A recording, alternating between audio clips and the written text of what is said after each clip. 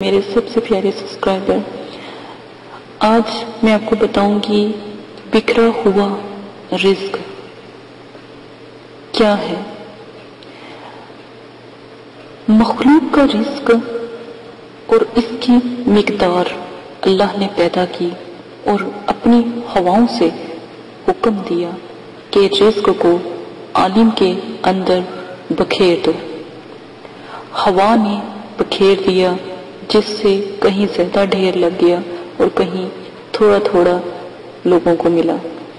جہاں پہ زیادہ ڈھیر لگا وہاں پر امیری کی مہر لگی، اور جہاں پر کم گرا وہاں پہ غریبی کے داغ لگے۔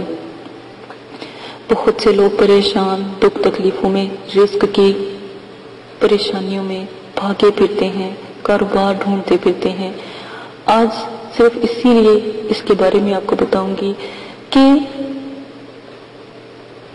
رزق اللہ نے مقدروں میں لکھا، کتنا لکھا، کسی کا کتنا، کسی کا کتنا، لیکن حساب ضرور ہے۔ اگر اللہ پاک سب کو ایک جیسا رزق عطا کرتے، امیر ہی بنا دیتے، تو رب کو کون یاد کرتا؟ یا رازق کو کہنے والا کوئی نہ ہوتا، کوئی یا رازق کو نہ سمجھتا، یا رازق کے فرشتے بس بیٹھے رہتے۔ آپ لوگ اللہ سے تعلق قائم کرتے ہو تو سوچو کہ وہ اللہ کی ذات کتنا رزق عطا فرماتی ہے۔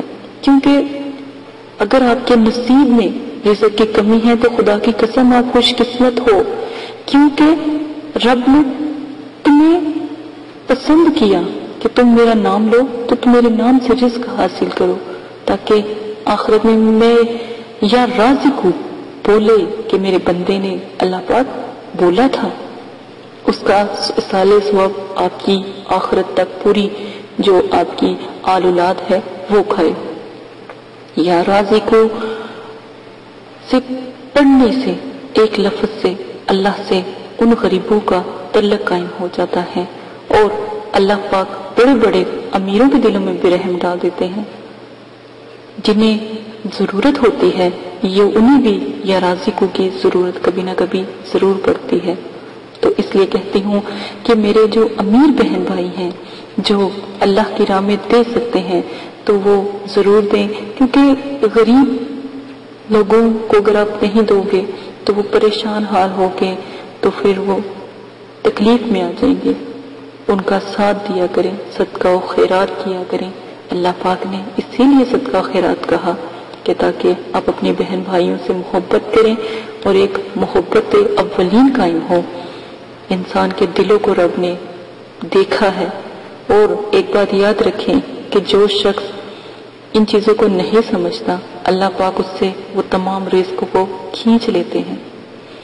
اس لیے اگر کوئی غریب بہن بھائی ہے، کوئی پریشان ہے، گھر میں رزق کی تنگی ہے، تو خدا را آپس میں لڑے جھگڑے نہ، صرف ایک عمل کریں، فجر کی نماز پڑھیں۔